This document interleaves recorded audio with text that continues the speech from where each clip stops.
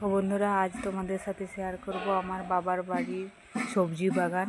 তো দেখো কত কি সবজি লাগিয়েছি আমার মা বাবা মিলে। দেখো দেখো এই যে কি বলো তো, এগুলো মূলো গাছ।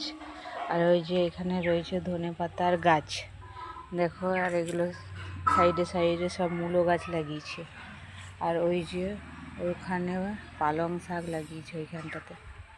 আর এই যে দেখো, এগুলো এক ধরনের শাক।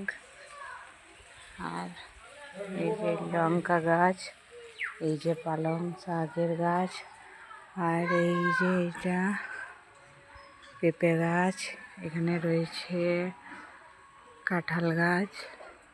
আর এটা আহির গাছ, দেখো আমরা আহির বলি, এটা অড়হর গাছ। আর ওই যে এখানে রয়েছে বড় আম গাছ।